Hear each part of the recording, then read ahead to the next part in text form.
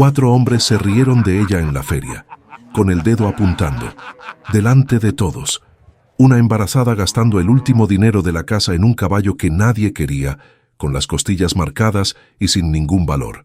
Ella no los miró, no respondió, solo pagó, agarró el mecate y se fue con el animal, y fue ahí donde comenzó el giro más grande que esa feria jamás vio.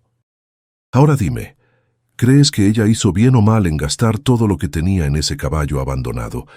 Escribe aquí en los comentarios, bien o mal, porque lo que estaba escondido en ese animal flaco era exactamente lo que alguien poderoso había intentado enterrar para siempre, y ella fue la única que lo vio.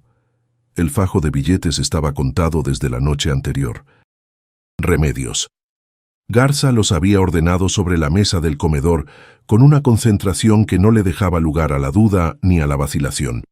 Los de 50 al frente, los de 20 en medio, los de 10 al final, todos doblados hacia el mismo lado, como si el orden externo pudiera dar orden también a lo que cargaba por dentro. Los contó 2 veces. Luego una tercera, no porque desconfiara de su propia aritmética, sino porque necesitaba ese ritual, esa certeza táctil de que lo que iba a hacer tenía respaldo en algo concreto. 480 pesos. Todo lo que quedaba de la última venta de las calabazas que había sembrado sola, con el vientre ya crecido, arrodillada sobre la tierra dura del solar que todavía seguía siendo suyo porque nadie se había tomado la molestia de arrebatárselo. Todavía. Los dobló con cuidado, los guardó en el fondo de la bolsa de tela que cargaba al hombro y apagó el foco de 40 watts, que era lo único que seguía funcionando bien en esa casa. La feria ganadera de San Ciro de Acosta arrancaba desde antes del amanecer. Remedios lo sabía, porque Ernesto había ido durante años, primero por necesidad, luego por costumbre, luego porque los martes de feria eran de los pocos días en que uno podía ver a la gente del municipio reunida sin que fuera por un velorio o por una deuda. Ella había ido con él 3 veces. La última, un martes de septiembre de hacía 2 años, cuando todavía no tenía nada que buscar en los corrales y solo acompañaba a su marido como acompañan las mujeres que todavía creen que el mundo donde vive el hombre que aman es un mundo que les pertenece también a ellas. Esa mañana fue sola.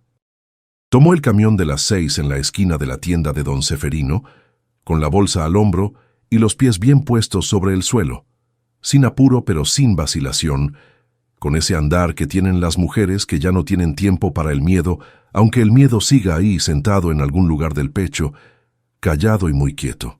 El camión iba medio lleno. 2 señoras con costales de totomoxtle, un muchacho dormido con el sombrero sobre la cara, una mujer joven con un niño en el regazo que miraba por la ventana con los ojos abiertos de quien todavía encuentra novedad en el mundo. Nadie le habló a Remedios, nadie le preguntó cómo estaba ni a dónde iba.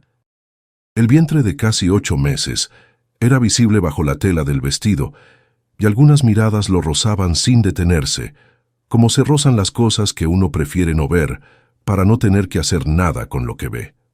Remedios miraba hacia adelante. San Ciro de Acosta, en martes de feria, era un pueblo que se desdoblaba sobre sí mismo. La plaza central acumulaba puestos de ropa y trastes desde las 5 de la mañana, y el olor de las carnitas de doña Elvira llegaba antes de llegar al pueblo, mezclado con el polvo y el humo, y ese olor inconfundible a tierra pisada por animales que uno aprende a reconocer aunque no sepa desde dónde viene. Los corrales quedaban a 3 cuadras de la plaza, sobre un terreno de tierra apisonada, rodeado de una cerca de madera vieja que alguien remendaba cada año sin terminar de arreglarla nunca del todo. Había 4 hombres recargados sobre esa cerca cuando Remedios llegó. Los 4 tenían el aspecto de los hombres que llenan las ferias de este país desde hace 2 siglos. Camisas de cuadros, vaqueros con el dobladillo desgastado, gorras con el logotipo de alguna empresa de semillas o de agroquímicos, esa postura de quien lleva mucho tiempo recargado sobre algo y ya no recuerda cómo es estar de pie sin apoyo. Uno de ellos era grueso, con bigote espeso y una gorra verde con letras blancas que Remedios no alcanzó a leer bien. Otro era más delgado, de cara alargada, con los pulgares metidos en las trabillas del cinturón. Los otros dos eran casi idénticos en su manera de existir. Brazos cruzados, sonrisa fácil, esa mirada de los que observan sin responsabilidad sobre lo que ven. Los cuatro fumaban o habían fumado hacía poco. El suelo cerca de sus botas tenía colillas aplastadas con descuido. Remedios los notó de reojo. No los miró de frente porque no venía a mirarlos. Venía por otra cosa. El corral tenía 12 animales esa mañana.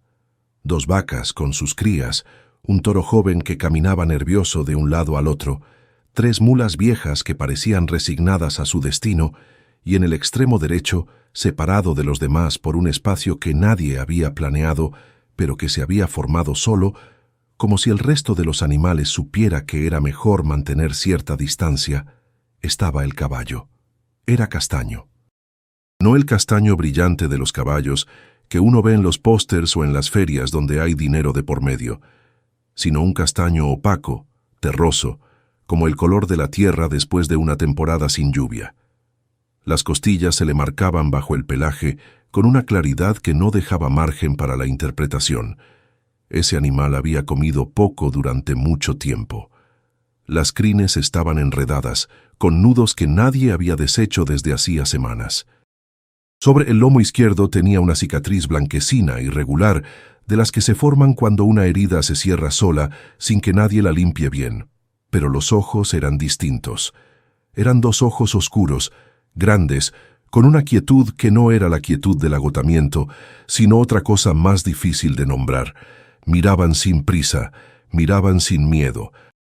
Miraban con esa clase de presencia tranquila que tienen algunos seres que han pasado por demasiado y han llegado al otro lado de todo eso, sin perder algo que no se puede definir, pero que se reconoce en cuanto se ve.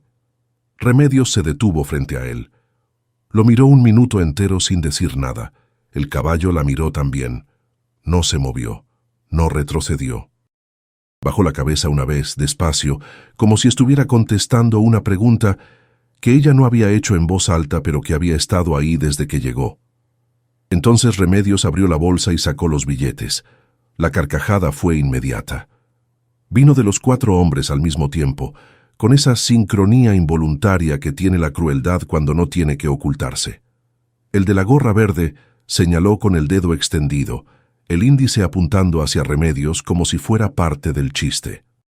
El delgado de cara alargada dijo algo que se perdió en la distancia, pero que los otros celebraron con otra carcajada.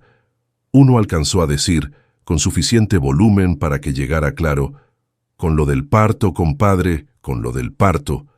El de los pulgares en el cinturón se dobló un poco hacia adelante, sacudiendo los hombros.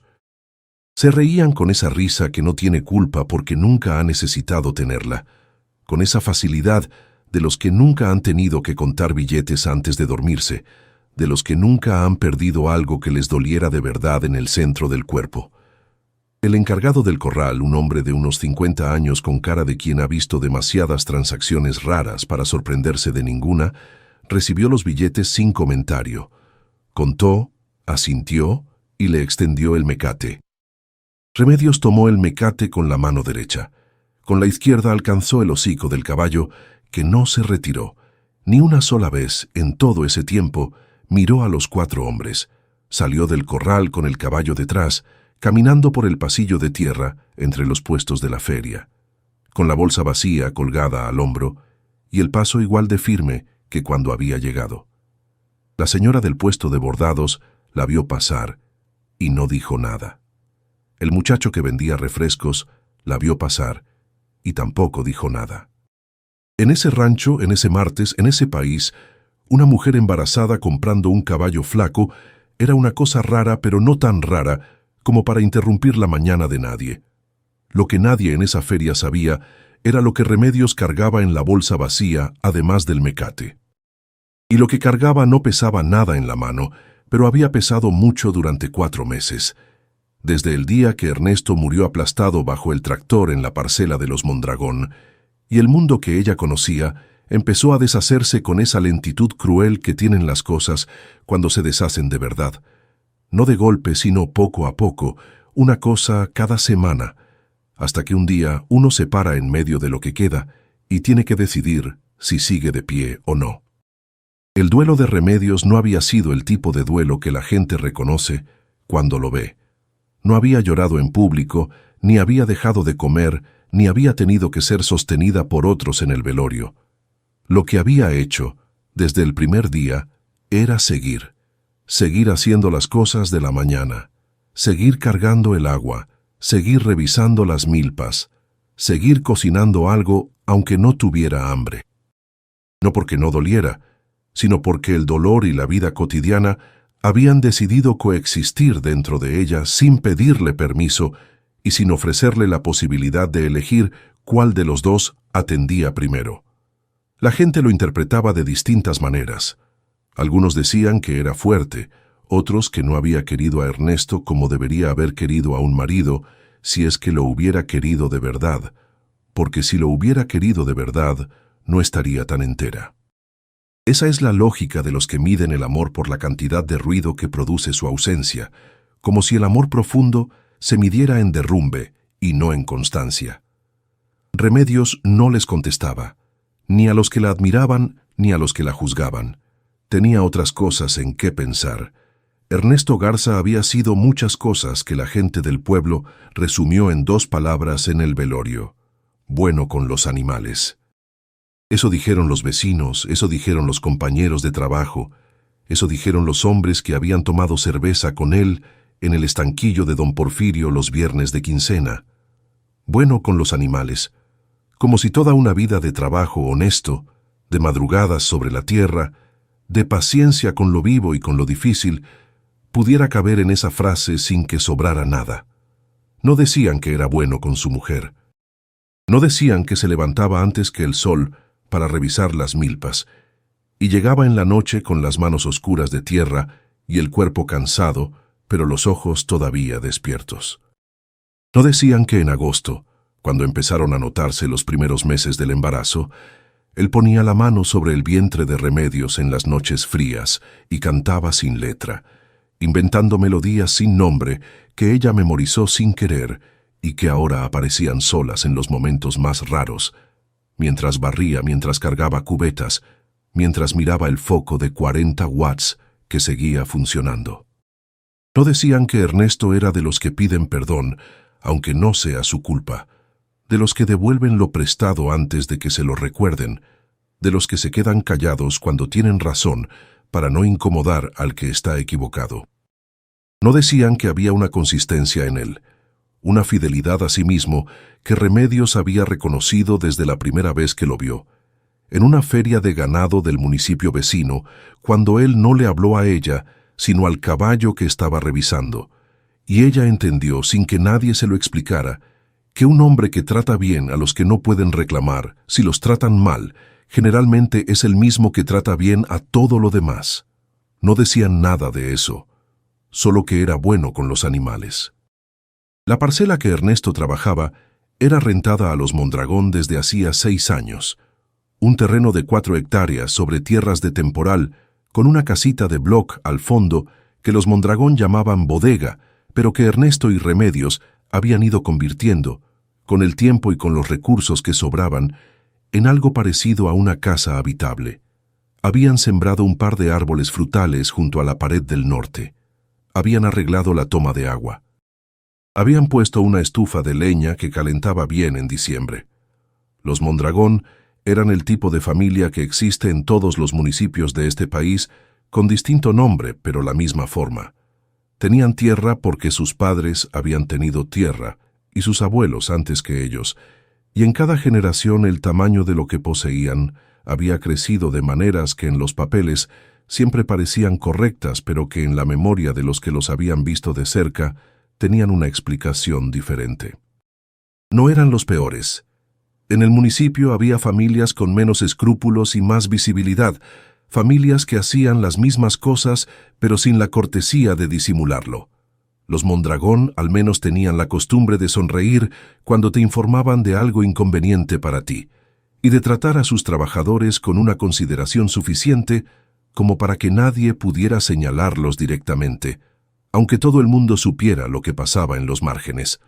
El accidente ocurrió un miércoles a mediodía. El tractor que los Mondragón prestaban para las labores pesadas tenía una falla en el sistema hidráulico que todo el mundo en el rancho sabía y nadie había arreglado. Ernesto lo sabía también. Pero no arreglarlo no era su decisión, y negarse a usarlo hubiera sido interpretado como un problema con el patrón. Y un problema con el patrón en ese lugar equivalía a quedarse sin parcela, sin techo y sin trabajo de un día para el otro. El tractor volcó sobre el costado derecho en un tramo inclinado que llevaba al almacén. Ernesto estaba en el asiento. La ambulancia tardó 2 horas en llegar porque alguien llamó tarde y alguien más no encontró el número y el camino de terracería estaba en mal estado. Para cuando llegó ya no había urgencia, solo había el trámite frío de lo que viene después. Nadie llamó a Remedios a tiempo.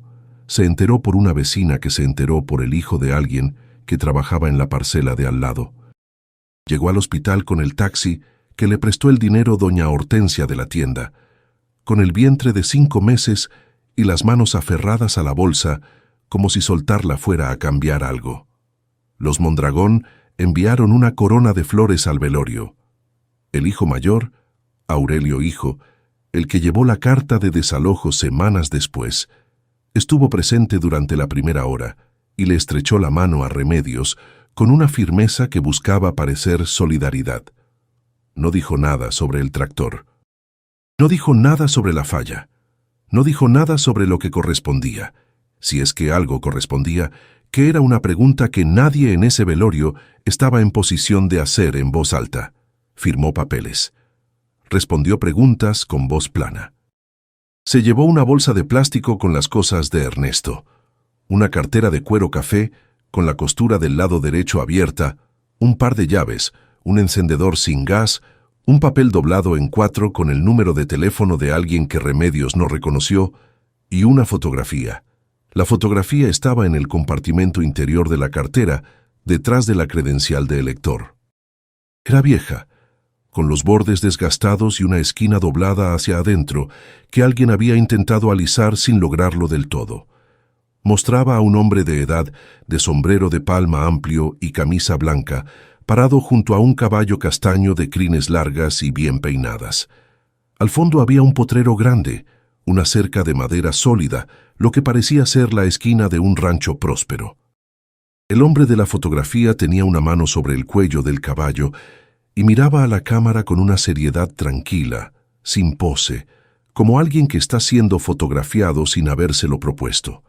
Al reverso, con letra de alguien que aprendió a escribir de adulto, tinta azul desgastada por el tiempo, Campechano, Rancho La Promesa, 1987. Remedios guardó la fotografía en el cajón de la mesita de noche, donde guardaba las cosas que no podía tirar, aunque le lastimaran. La dejó ahí. No la sacó en varios días. Tenía otras cosas que manejar. El proceso de entrega de la parcela, que los Mondragón apresuraron con una eficiencia que, de no haber sido tan dolorosa, hubiera podido llamarse admirable. Una carta breve que el hijo mayor llevó en persona un miércoles por la tarde, 3 semanas después del accidente, mientras Remedios todavía tenía el duelo fresco y las cosas de Ernesto apiladas junto a la puerta esperando a ser organizadas. La carta decía, en lenguaje de papel oficial, que el contrato de arrendamiento había concluido, que agradecían los años de trabajo, que era necesario desocupar en un plazo de 10 días hábiles. 10 días. Remedios la leyó 2 veces. La dobló con cuidado. La guardó junto a la fotografía. La casa donde vivía ahora era la que su madre le había dejado al morir 5 años atrás. Una construcción pequeña en el ejido, con el techo de lámina y las paredes de bloc sin aplanar, rodeada de un solar de tierra que nadie había cultivado desde que su madre se enfermó y que ahora Remedios había ido limpiando sola, por partes, en los ratos que le dejaba el cuerpo y la energía que le quedaba después de lo demás. Era suya. De eso al menos estaba segura. Tenía el papel. Y tener el papel, en ese lugar, en ese tiempo, valía algo, aunque no siempre tanto como debería. Había cosas en ese solar que su madre había dejado sin terminar. No por descuido, sino porque así es como quedan las cosas cuando la vida se adelanta al plan. Una maceta de barro con una planta de epazote que había sobrevivido sola más de un año con el agua de lluvia. Un tendedero de alambre oxidado que todavía aguantaba el peso de la ropa si uno no colgaba demasiado de una vez. Y en la esquina junto al muro norte, 3 ladrillas apiladas que su madre había puesto ahí con la intención de construir una pequeña banca de descanso y que nunca terminaron siendo banca de nada. Solo 3 ladrillas apiladas que Remedios no quitó porque moverlas hubiera parecido borrar algo. Sus vecinos la habían visto trabajar y habían dicho poco. La señora Consuelo, de la casa de enfrente, le había llevado un caldo de pollo un lunes por la tarde, dejándolo sobre el escalón de la entrada sin tocar el timbre, como si ofrecerlo en silencio lo volviera menos incómodo para quien lo recibía. El señor Abundio, del solar de atrás, le había prestado una pala que nunca fue a recoger. Esas eran las formas en que la gente de ese rancho administraba la solidaridad, sin palabras, con objetos y comida que llegaban sin anuncio y sin pedir nada a cambio, porque pedir algo a cambio hubiera convertido el gesto en otra cosa.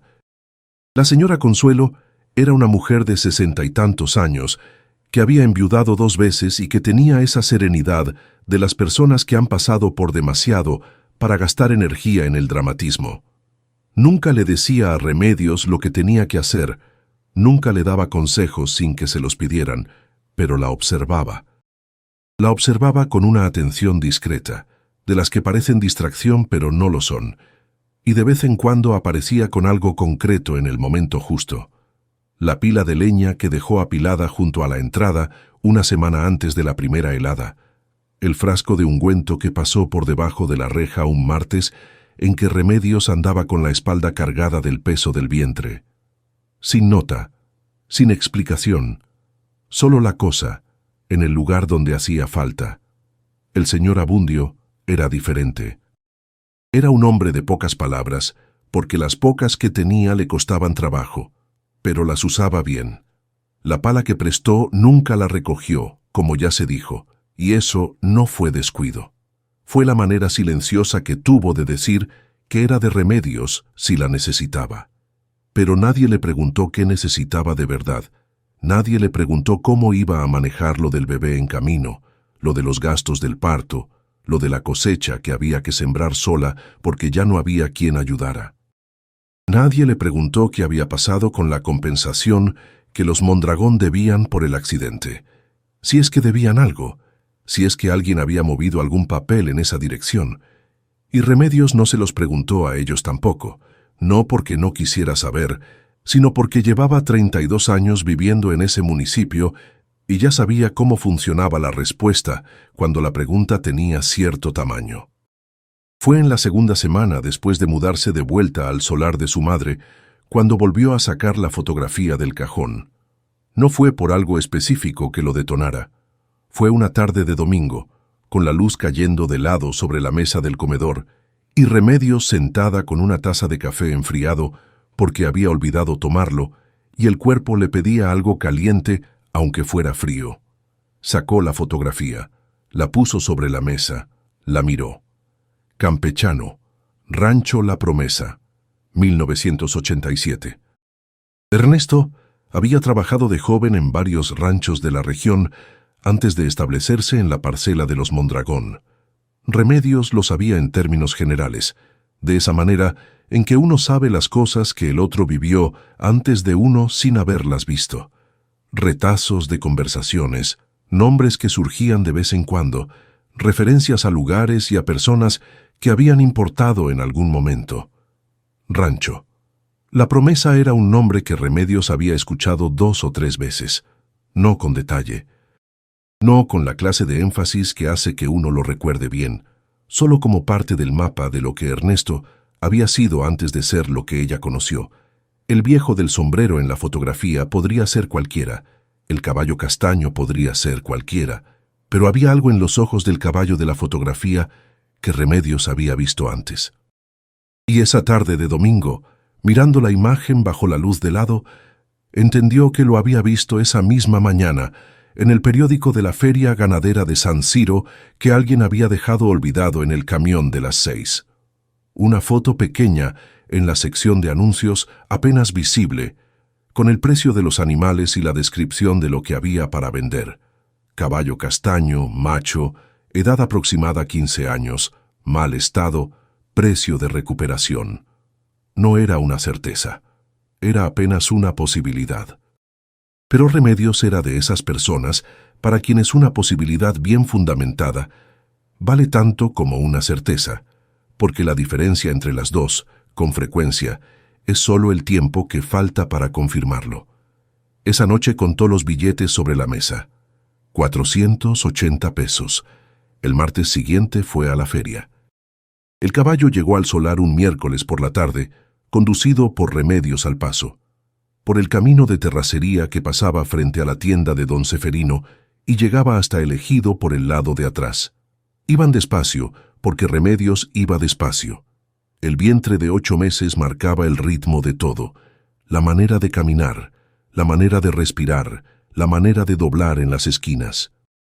El caballo caminaba sin resistencia, con esa quietud que ya ella había notado en el corral, como si no tuviera apuro pero tampoco indiferencia, como si le bastara ir al paso de quien lo llevaba.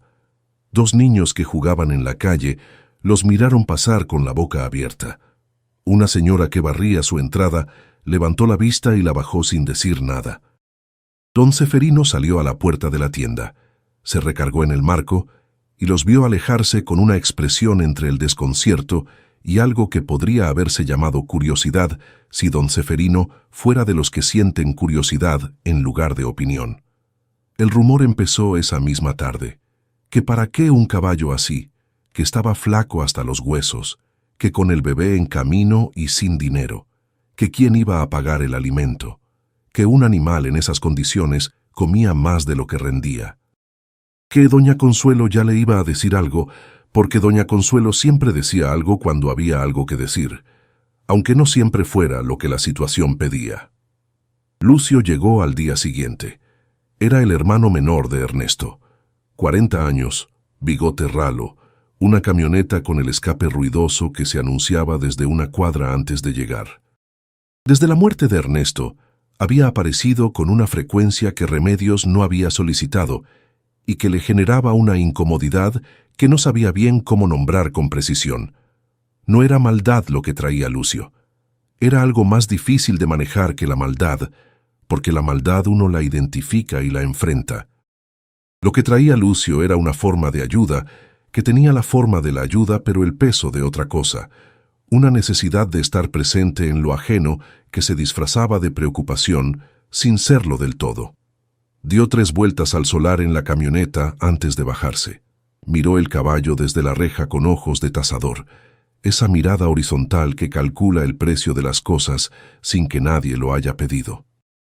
Luego entró al solar sin tocar, porque Lucio nunca tocaba, y se paró junto a Remedios con las manos en los bolsillos y le dijo, con esa voz de quien da un consejo que no fue pedido, pero que él considera de todas formas urgente e indispensable, que eso era un error, que ella no estaba en condiciones, que un animal así necesitaba veterinario y comida y espacio y cuidado, que él lo podía vender por ella en la siguiente feria, y el dinero lo guardaba hasta que naciera el bebé, para asegurarse de que llegara completo.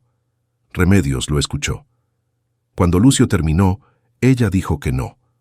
Lucio salió, pero no del todo. Ese era su modo, nunca irse del todo.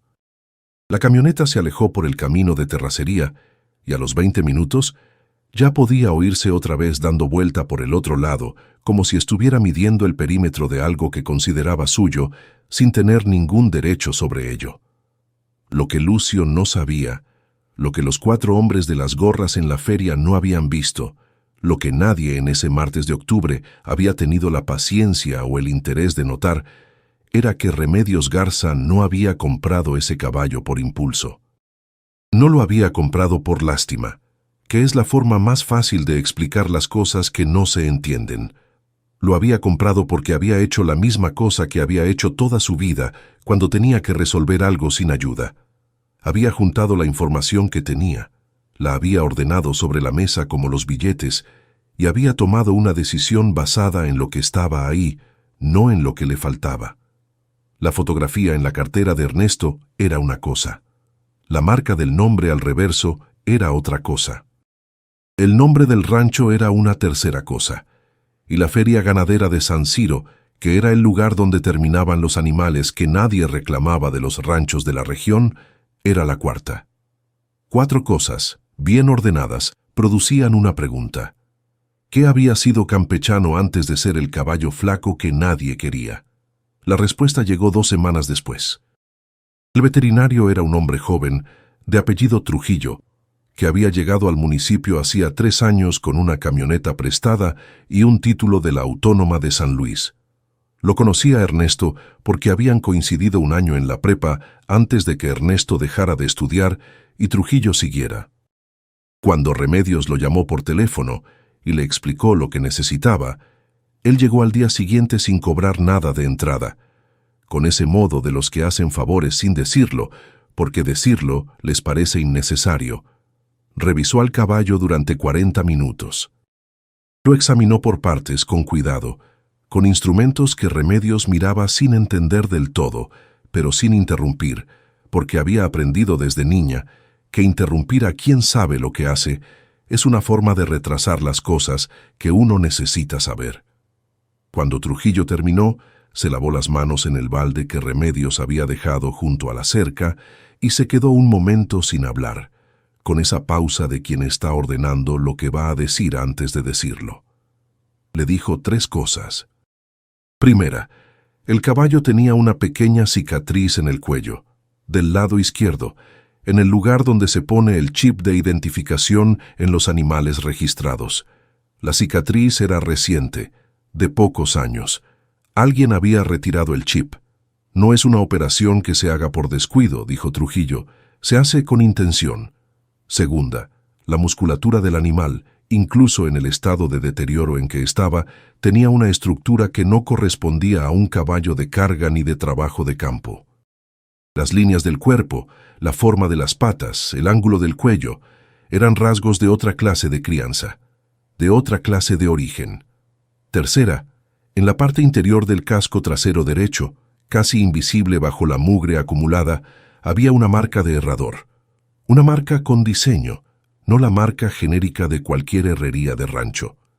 Trujillo la fotografió con su teléfono. Le dijo que iba a hacer algunas llamadas. 3 días después, Trujillo la llamó. Su voz tenía el tono de quien no sabe bien cómo decir lo que tiene que decir, pero sabe que tiene que decirlo de todas formas. Ese caballo no era de tiro, dijo. Había sido registrado años atrás en el Padrón de Caballos de Trabajo Fino del Estado. El registro estaba a nombre de un rancho que ya no existía como entidad legal, pero cuya historia era conocida en la región. Rancho La Promesa, propiedad del señor Aurelio Villanueva Cos, que había muerto sin hijos directos en 1999 y cuya herencia había sido objeto de un pleito legal que se había resuelto de manera inconveniente para casi todo el mundo involucrado, excepto para la parte que tenía mejores contactos con el registro de la propiedad y con el notario público del municipio. El nombre de esa parte era Mondragón. Remedios escuchó todo sin interrumpir. Cuando Trujillo terminó, ella dijo, «Gracias», y colgó. Se quedó un momento parada en el solar, con el teléfono en la mano, mirando al caballo que pastaba junto a la cerca sin prisa, con esa calma de los que no saben que son importantes, pero lo son. Entonces entró a la casa, fue al cajón de la mesita de noche, sacó la fotografía y la puso sobre la mesa del comedor bajo la luz del foco de 40 watts. La miró durante mucho tiempo. El hombre del sombrero amplio que estaba parado junto al caballo castaño de crines largas en el potrero del rancho. La Promesa, en 1987, era Aurelio Villanueva Cos. Remedios no lo había sabido hasta ese momento, pero lo supo en el instante en que lo pensó con claridad, porque las cosas que uno no sabe pero que están ahí esperando a ser vistas tienen esa manera de encajar que uno reconoce aunque no pueda explicar. Ernesto había trabajado en el rancho La Promesa de joven, antes de que los Mondragón compraran los terrenos adyacentes y empezaran el proceso de absorción que duró casi una década y que nadie en el municipio había llamado lo que era, porque nadie en el municipio tenía ni la posición ni las ganas de llamar las cosas por su nombre cuando el que estaba haciendo la cosa era los Mondragón. Ernesto había conocido al viejo Villanueva. Le había tenido aprecio. Lo sabía Remedios, porque Ernesto lo había mencionado una vez, solo una, en la manera distraída en que la gente menciona a quienes recuerda con cariño sin haber planeado mencionarlo. El viejo Aurelio, había dicho, ese sí sabía lo que era un rancho de verdad. El viejo Villanueva había muerto sin hijos propios, con los sobrinos dispersos por el norte, y sin alguien de confianza que velara por sus intereses. Había dejado un documento que nadie en el pueblo había buscado con cuidado, porque nadie esperaba que tuviera valor después de todo lo que había pasado con el rancho. Nadie excepto los Mondragón, que lo habían buscado con demasiado cuidado durante demasiado tiempo, y que en algún momento de ese proceso habían encontrado que el último bien formalmente registrado a nombre del rancho La Promesa no era un pedazo de tierra, ni un tractor, ni un edificio. Era un caballo. Un caballo castaño con nombre propio y número de registro que había ido pasando de mano en mano durante años a través de ventas informales y préstamos que nunca se formalizaron hasta terminar en un corral de feria en un martes de octubre, flaco y olvidado, valuado en 480 pesos. Un bien registrado era una cadena documental. Una cadena documental era una historia. Y una historia, en manos de quien supiera leerla, era una puerta. Eso fue lo que Remedios entendió esa noche sobre la mesa del comedor.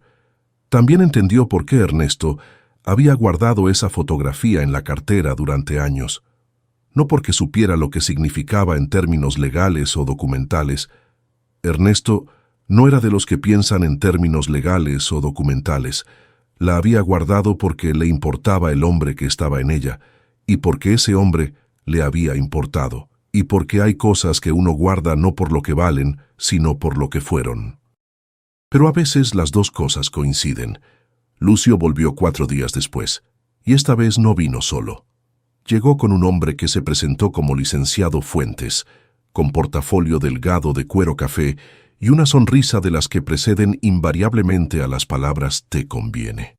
El hombre traía un traje que alguna vez había sido bueno y que ahora estaba en ese estado intermedio donde todavía hace efecto, pero ya no convence del todo. Habló mucho, con esa fluidez de quien ha dicho las mismas cosas suficientes veces como para poder decirlas sin pensar. Habló de trámites, de valores de mercado vigentes, de un proceso de recuperación de activos mal adjudicados, de que si Remedios era razonable, podía recibir una compensación antes de que naciera el bebé, que era una situación delicada para todos y que lo sensato era resolverla con cabeza fría y sin complicar las cosas más de lo que ya estaban. Remedios escuchó todo con las manos apoyadas sobre el vientre, sin interrumpir, sin asentir. Cuando el licenciado Fuentes terminó, ella preguntó una sola cosa: ¿de parte de quién viene? El silencio que siguió duró más de lo razonable. El licenciado Fuentes revisó sus papeles sin necesidad de revisarlos. Lucio miró hacia el solar como si hubiera encontrado algo interesante en la cerca. La respuesta, cuando llegó, era una respuesta que no contestaba la pregunta. Vengo a representar los intereses de varios afectados en la cadena de transmisión del bien. Remedios asintió. Les dijo que lo iba a pensar. Les dijo que regresaran la siguiente semana. Esa noche empezó a hacer su lista. No era una lista dramática. Era la clase de lista que hacen las personas prácticas cuando tienen un problema que resolver y recursos limitados, lo que tenía, lo que necesitaba y la distancia entre las dos cosas. Lo que tenía era la fotografía, el documento que Trujillo había elaborado sobre el origen del animal y un papel que Ernesto había guardado entre sus cosas en la caja de lámina donde guardaba los documentos importantes, sin portada ni título formal, escrito a mano en papel tamaño oficio. con la letra apretada del viejo Villanueva, que Remedios había leído una vez hacía 4 meses sin entender del todo su significado, y que ahora, a la luz de lo que Trujillo le había dicho, empezaba a tener un contorno distinto. El papel decía, en esencia, que Aurelio Villanueva Cos reconocía a Ernesto Garza Medina como depositario de confianza de los bienes del rancho La Promesa en caso de disputa sobre la herencia, con la obligación de defender la integridad del patrimonio frente a cualquier reclamación ilegítima. Estaba firmado y fechado en 1998, un año antes de que Villanueva muriera. No tenía sello notarial, no tenía testigos con nombre completo. Tenía las firmas de 2 personas que Ernesto había conocido en el rancho y cuyos apellidos Remedios podía rastrear si se lo proponía. No era suficiente solo, pero tampoco era nada. Lo que necesitaba era a alguien que supiera qué hacer con lo que tenía. Alguien que conociera el lenguaje de los registros y los archivos y los derechos que se pueden defender aunque nadie los haya defendido antes, aunque hayan estado enterrados bajo capas de silencios convenientes y trámites atrasados y funcionarios que no encuentran los expedientes, cuando los expedientes contienen cosas que alguien prefiere que no se encuentren. El nombre del abogado lo consiguió a través de Trujillo, que lo había mencionado de pasada en una conversación sobre otro tema. Un licenciado de la capital que había llevado casos de recuperación de bienes en comunidades agrarias, que no era barato, pero que tenía una política de atender primero y cobrar después si el caso tenía fundamento. Remedios lo llamó un martes por la mañana, desde el teléfono de la tienda de don Seferino, porque el suyo se había quedado sin saldo. Habló 20 minutos. Le explicó todo con una claridad que después el abogado, cuyo nombre era Cienfuegos, le reconocería como poco común en alguien que llama por primera vez sin haber ordenado antes el caso con un profesional. Le explicó el origen del animal, la fotografía, el documento de Villanueva, la cicatriz del chip, el registro antiguo, la cadena de transmisión irregular, la presencia de Lucio y del licenciado Fuentes con su portafolio delgado. Cienfuegos escuchó sin interrumpir. Cuando ella terminó, preguntó si tenía los documentos físicos. Ella dijo que sí. Él dijo que fuera a verlo el siguiente martes a las 4 de la tarde. La primera vez que fue al archivo del registro agrario del municipio fue un jueves. Le dijeron que los documentos de ese rancho habían sido extraviados en una reclasificación de expedientes hace varios años. La persona que se lo dijo lo hizo con la cara de quien está leyendo un guión. Y sabe que quien escucha sabe que es un guión, pero ninguno de los dos va a mencionarlo. Remedios anotó el nombre del funcionario, la fecha y la respuesta textual en una libreta pequeña de rayas que compró en la papelería de la plaza. La segunda vez que fue, una semana después, llevaba la carta de Trujillo certificando la procedencia del animal y la marca del herrador fotografiada con sello y fecha. Le dijeron que ese tipo de documentación requería un proceso de validación que podía tomar entre 6 y 8 semanas. Remedios anotó eso también. La tercera vez fue con Cienfuegos. El abogado era un hombre de unos 45 años, delgado, con lentes de armazón metálica y una manera de hablar que no tenía urgencia, pero tampoco tenía pausa innecesaria. Cada frase llegaba al punto y se detenía ahí.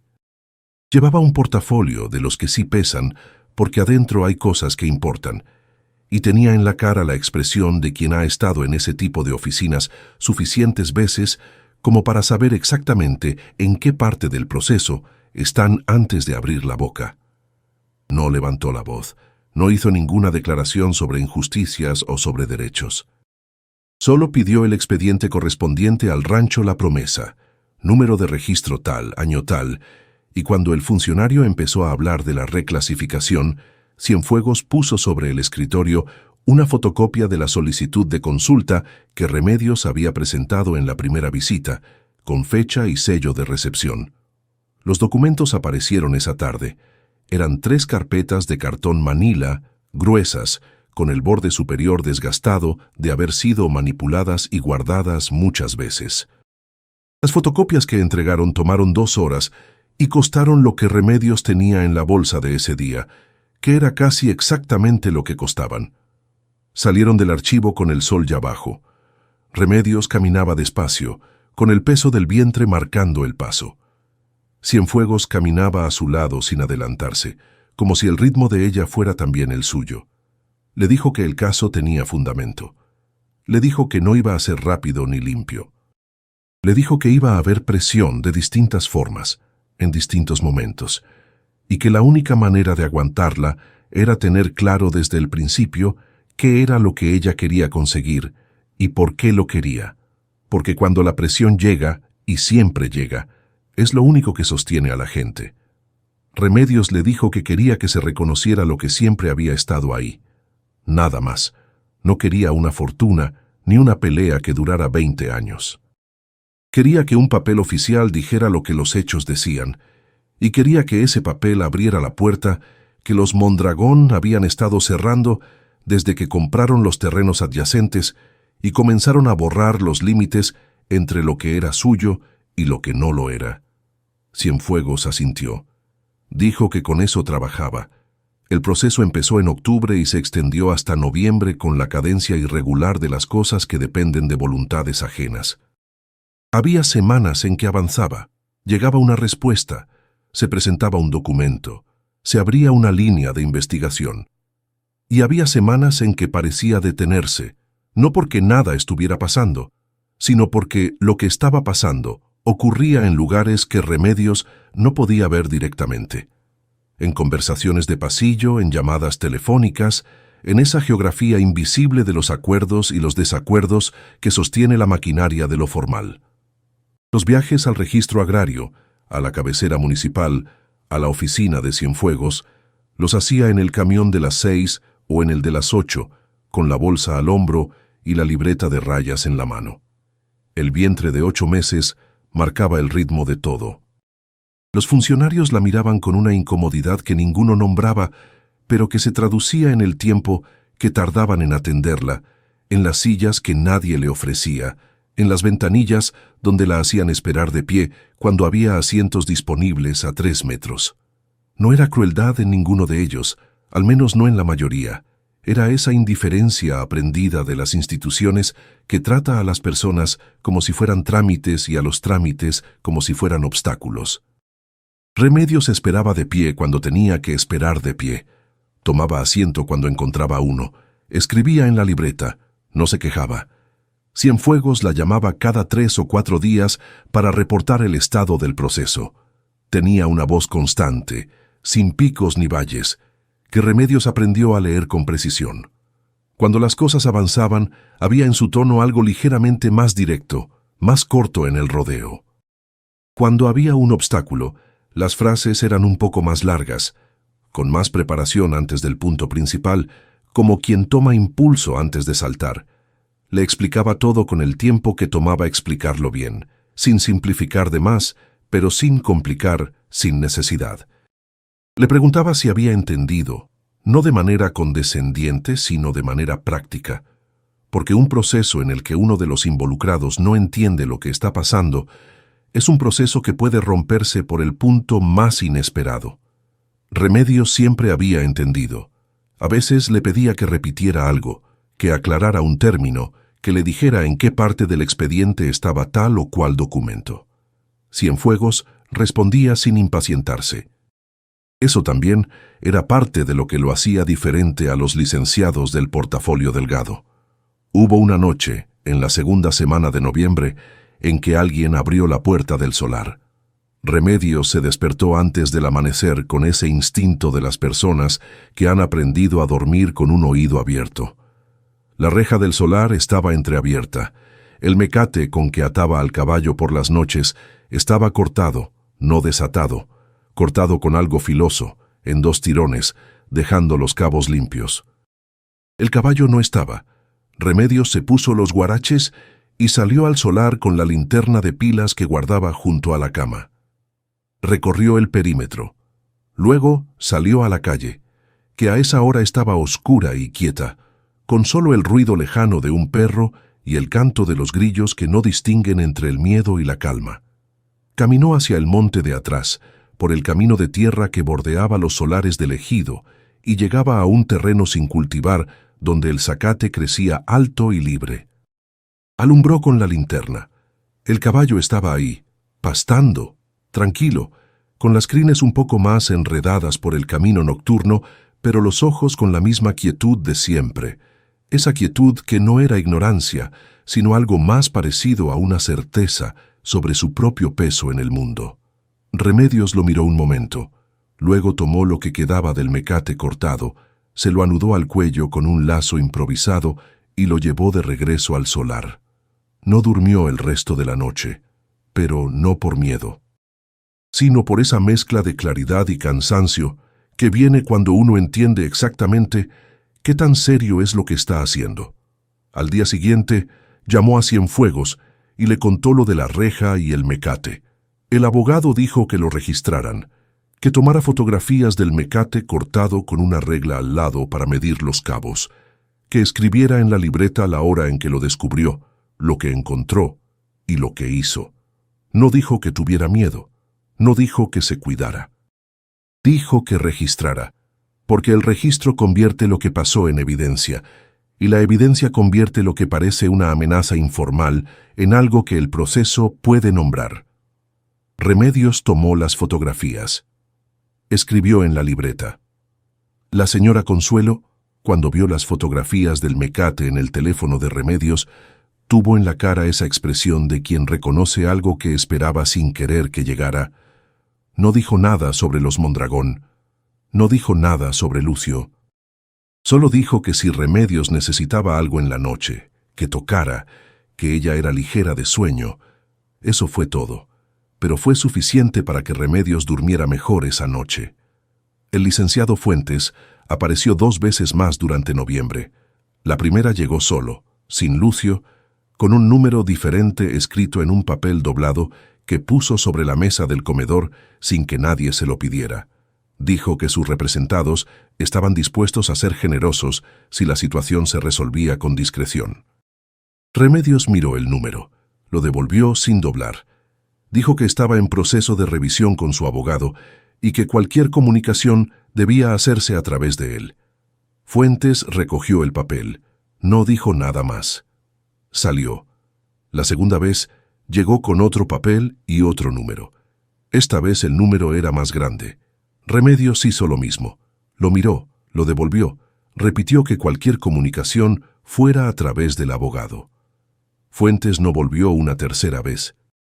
La semana antes del parto, Cienfuegos le dijo que el expediente estaba completo y que la solicitud formal de reconocimiento de derecho estaba presentada ante el registro agrario, que había respondido a las 2 impugnaciones que se habían presentado de la parte contraria, con argumentos que el mismo registro agrario iba a tener que reconocer si hacía su trabajo como debía hacerlo, que no podía garantizar el resultado, pero que podía garantizar que el fundamento estaba sólido.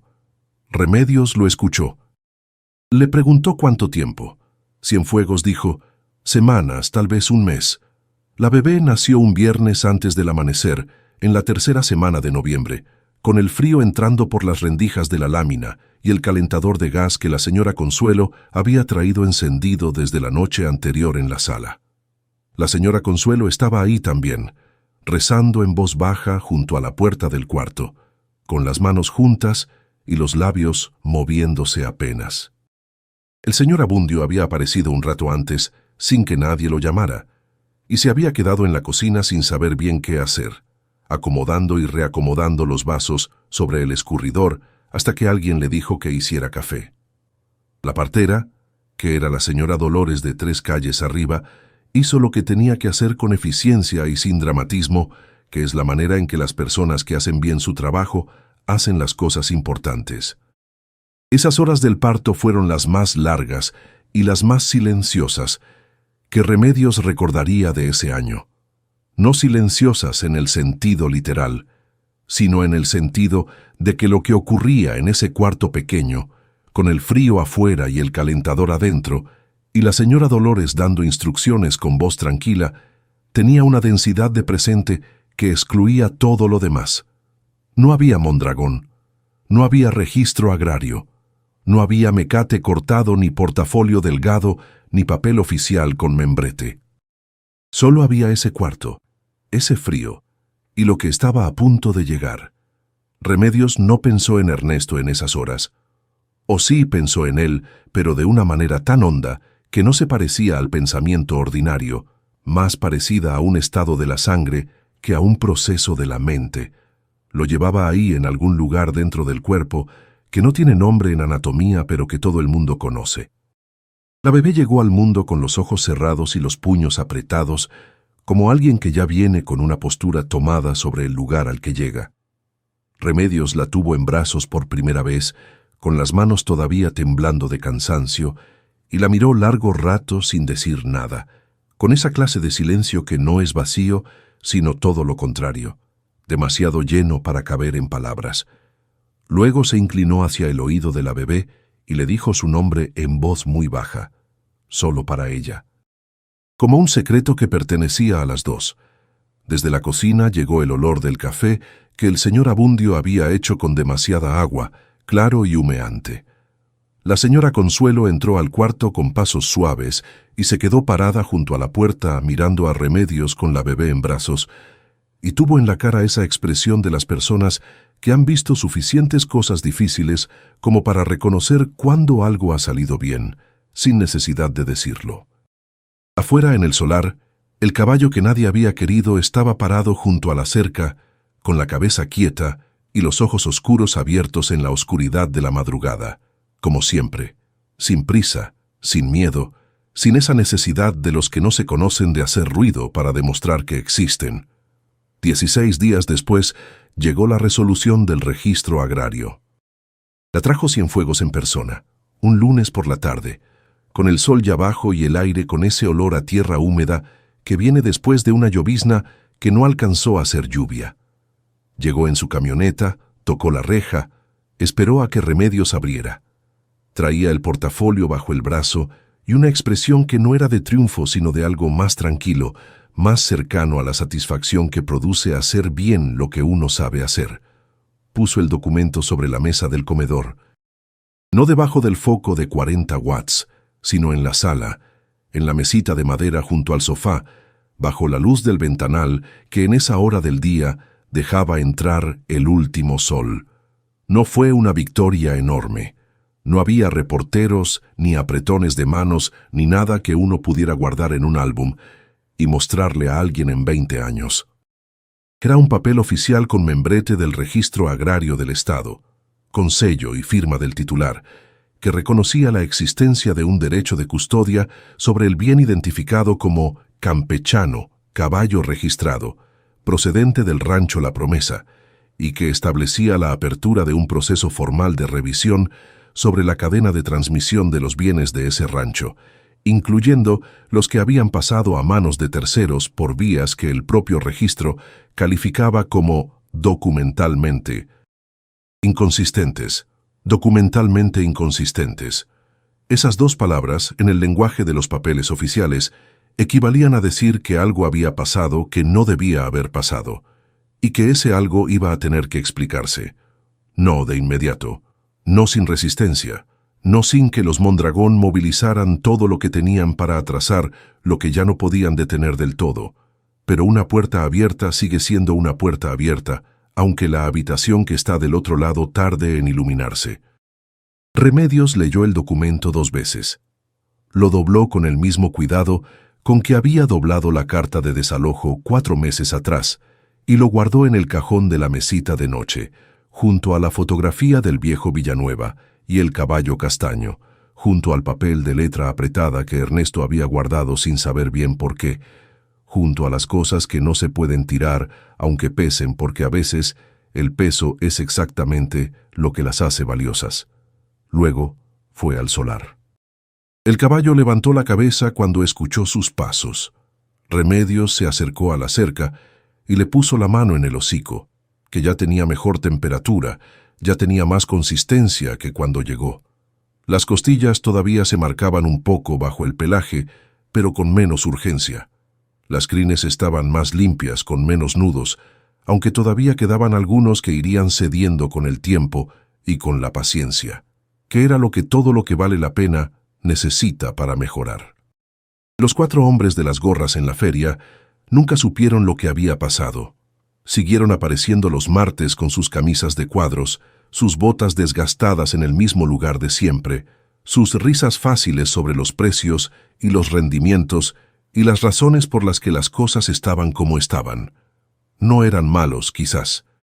Eran el tipo de personas que llenan las ferias y los pueblos y los momentos importantes de la vida de los demás con su presencia intrascendente y su capacidad para estar presentes en algo sin verlo, que miran y no ven, que escuchan y no oyen, que se ríen de lo que no entienden porque reírse es más fácil que detenerse a mirar con atención.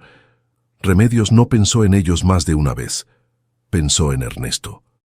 Pensó en la mano sobre su vientre en las noches frías de agosto, en las melodías sin nombre que inventaba para el bebé que venía, en la cartera de cuero café con la costura abierta que había guardado una fotografía durante años sin que nadie le preguntara por qué. Pensó en que a veces las personas que amamos nos dejan cosas que no sabemos que son herramientas hasta que no queda más remedio que usarlas. Pensó en que hay una diferencia muy grande entre guardar algo con cuidado y guardar algo con miedo, y que Ernesto había guardado esa fotografía con cuidado, que es la forma en que se guardan las cosas que uno cree que algún día van a importar sin saber cuándo ni cómo. Pensó en el viejo Villanueva, que había firmado ese papel con letra apretada en 1998 y que probablemente no había esperado que fuera su caballo, ese caballo específico, el que iba a ser el último hilo de una madeja que alguien tenía que jalar para que la historia se contara. La bebé dormía adentro, en la cuna que el señor Abundio había traído sin que nadie se lo pidiera, envuelta en el rebozo de lana que la señora Consuelo había tejido durante el último mes de embarazo de Remedios, sin decirle que lo estaba tejiendo, dejándolo sobre la entrada una mañana sin tocar ni dejar nota. Esas eran las formas en que algunas personas, en algunos lugares, sin hacer declaraciones sobre ello, sostienen a los que están solos. Campechano engordó despacio, como todo lo que vale la pena. En diciembre ya se le notaba menos el hueso bajo el pelaje. En enero ya caminaba por el solar con una seguridad diferente, como si el espacio que pisaba le perteneciera de una manera que los espacios anteriores no le habían pertenecido. En la primavera siguiente, tenía el lomo firme y las crines limpias, y una forma de pararse junto a la cerca que la señora Consuelo, que era una mujer con poco talento para la exageración y mucho para la observación, describió una tarde como si ese animal siempre hubiera sabido que era de ahí. Remedios le creyó, no porque fuera una persona dada a la fantasía o a las explicaciones que no tienen base en lo concreto, sino porque había aprendido en esos meses algo que ya sabía de alguna manera, pero que ahora tenía una forma más precisa, que los seres que han pasado por demasiado y han llegado al otro lado no llegan rotos. Llegan con algo que no tenían antes, una quietud que no es resignación, una firmeza que no necesita volumen para existir. El proceso con el registro agrario continuó durante meses, con la cadencia burocrática de los procesos que involucran intereses grandes y papeles que alguien preferiría que no existieran. Hubo impugnaciones, hubo retrasos, hubo una semana de enero en que Cienfuegos le dijo por teléfono que habían presentado un recurso de revisión que atrasaba el calendario al menos 45 días. Remedios escuchó el número con la misma ecuanimidad con que había escuchado todos los otros números.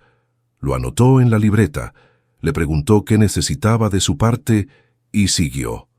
Los 45 días pasaron. El recurso fue desestimado.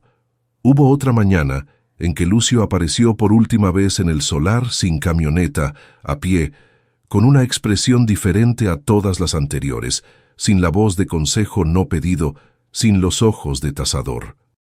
Solo una expresión que Remedios no supo nombrar con exactitud, pero que se parecía mucho a lo que queda en la cara de alguien cuando finalmente entiende que lo que estaba haciendo no era lo que creía que estaba haciendo. No llegó más allá de la reja. Se quedó parado afuera, con las manos en los bolsillos mirando el solar con una atención que tenía algo de reconocimiento tardío, como quien llega a un lugar que conoce pero que nunca había visto bien. El caballo pastaba junto a la cerca, tranquilo, sin alzar la cabeza. Lucio no dijo nada importante. Le preguntó cómo estaba la niña. Remedios le dijo que bien. Le preguntó si necesitaba algo. Remedios le dijo que no. Hubo una pausa larga en la que ninguno de los dos habló. Luego Lucio se fue. Y esa vez se fue del todo. La camioneta no volvió a dar vueltas por el perímetro del solar. El ruido del escape que se anunciaba desde una cuadra antes dejó de ser parte del paisaje sonoro de esa calle, como dejan de serlo las cosas que uno no sabe que estaban hasta que ya no están. Cienfuegos cobró sus honorarios en 3 partes, a lo largo del año, en cantidades que Remedios pudo ir juntando con la cosecha, y con un trabajo de bordado a mano que la señora Consuelo le consiguió con una señora de la ciudad que encargaba manteles para una tienda. No era mucho. Era suficiente para ir avanzando. Y avanzar, aunque sea despacio, es una forma de quedarse de pie. Hubo una tarde de febrero, cuando la bebé tenía ya casi 3 meses y había empezado a reconocer los sonidos con esa atención nueva de los que están mapeando el mundo por primera vez, en que Remedios salió al solar y se sentó en las 3 ladrillas apiladas que su madre había dejado junto al muro norte con la intención de construir una banca que nunca terminó de ser banca. La sentó así, como escalón, y se quedó ahí un rato con la bebé en brazos, mirando al caballo que pastaba sin prisa al otro lado del solar. Era una tarde ordinaria. El sol caía de lado, alargando las sombras de la cerca sobre la tierra sin cultivar. Los pájaros hacían el ruido de los pájaros de tarde. Alguien en la calle de atrás estaba quemando rastrojo y el humo llegaba en racha con el viento, oliendo a tierra seca y a temporada de siembra. Remedios pensó en Ernesto. No con dolor, o con el dolor que ya era más manejable, más como parte del paisaje de adentro que como una interrupción. Pensó en la mano sobre su vientre en las noches de agosto. Pensó en las melodías sin nombre que inventaba para el bebé que venía, y pensó que ahora ese bebé estaba aquí, afuera, con su nombre propio y sus puños apretados y sus ojos que ya reconocían la voz de ella entre todos los sonidos del mundo. Pensó en que Ernesto había guardado una fotografía durante años sin saber que algún día iba a importar de esa manera, y pensó que a veces así son las cosas que heredamos de los que amamos, sin instrucciones, sin mapa, sin ninguna garantía de que las vamos a entender a tiempo. Solo la cosa, guardada con cuidado, esperando a que llegue el momento en que uno sepa qué hacer con ella. El rancho. La promesa como entidad legal no volvió a existir. Lo que existió fue el reconocimiento de que sus bienes habían sido dispersados de manera que no siempre había seguido el camino que los papeles debían haber marcado, y que ese reconocimiento abría la posibilidad, no la garantía, sino la posibilidad de revisar lo que había quedado pendiente. Para Remedios eso fue suficiente, no porque hubiera esperado menos, sino porque sabía desde antes de empezar que lo que uno puede conseguir solo, embarazada, sin dinero, en un municipio donde los que tienen los contactos son los mismos que bloquean el camino, no es la resolución completa de una injusticia de 20 años. Lo que uno puede conseguir solo es abrir la puerta. Lo que viene después de la puerta depende de otras cosas, del tiempo, de la voluntad de los que siguen, de si hay alguien que recoja el hilo y lo siga jalando. Ella había abierto la puerta, que había nombrado a su hija con el nombre de la madre de Ernesto, que se llamaba Esperanza, y que había muerto cuando él tenía 12 años, y a quien él recordaba con ese amor tranquilo y constante que tienen los recuerdos de los que amamos antes de saber que hay que cuidarlos. Esperanza Garza. La bebé que vino al mundo el viernes antes del amanecer, con los ojos cerrados y los puños apretados, mientras afuera el caballo que nadie había querido estaba parado junto a la cerca, con sus ojos oscuros y quietos, mirando la oscuridad de la madrugada. Hay animales que reconocen su tierra aunque nadie se las haya señalado nunca. Hay mujeres que reconocen lo que les pertenece aunque todo el mundo esté riéndose. Que hay momentos en que las dos cosas ocurren al mismo tiempo, en el mismo solar, bajo el mismo foco de 40 watts, y producen algo que no tiene nombre oficial en ningún registro, pero que todos los que estuvieron